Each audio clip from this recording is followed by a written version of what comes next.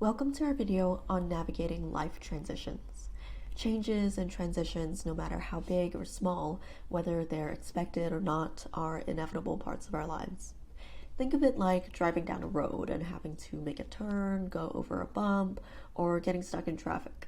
These changes might be expected, for example, if you're using a GPS service that lets you know what's coming up, or if you're driving down a familiar route and know when the twists and turns come. Or they can be unexpected, like getting caught in traffic that delays you a little bit, or taking a wrong turn that results in you getting a little lost, but ultimately making it to your destination. This resource covers ways that you can try to prepare for various transitions in your life. With that being said, we also understand that it's very likely that there are unexpected changes that come your way.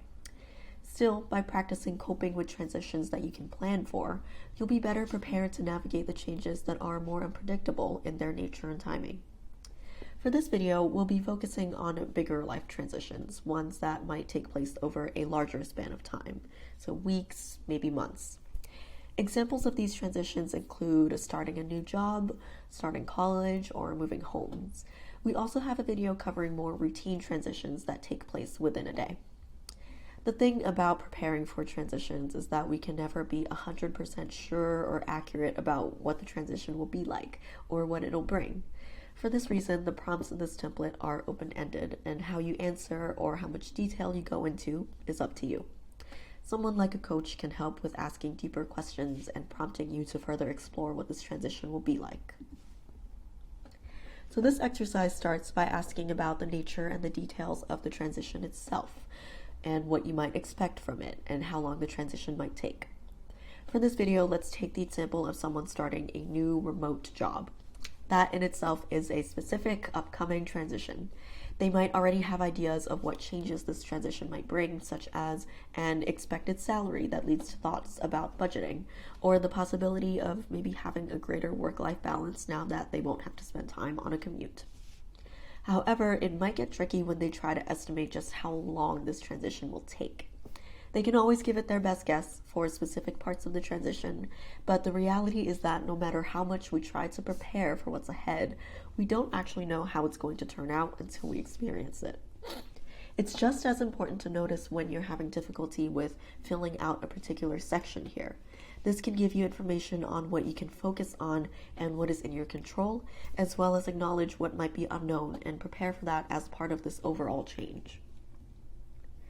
So this section asks you to think about any anticipated emotions that could be brought on by the change and what you want to get out of this transition.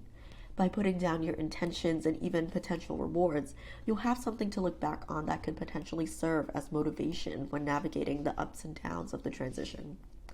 Going back to our example, someone starting a remote job might be looking forward to cultivating a healthy work-life balance, or to working on specific professional skills that this new job can offer them.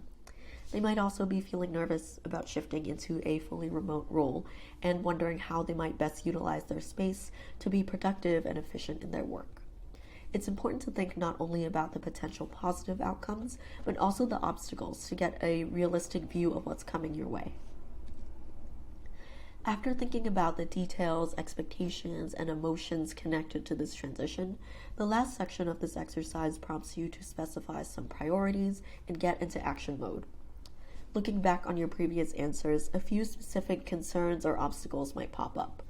Considering that a big transition might involve many obstacles, some of which are unknowable, try to use this prompt as a starting point to pick just one or a few things to tackle first, and then you can begin to address each concern one at a time. For example, if someone is starting a new job and is concerned about their workspace, they might prioritize setting up their desk or wherever they'll be working before they start. This plan and action not only has practical benefits, but it can also address some of the stress or anxiety that might be present. So here is an example of the completed chart for someone transitioning jobs.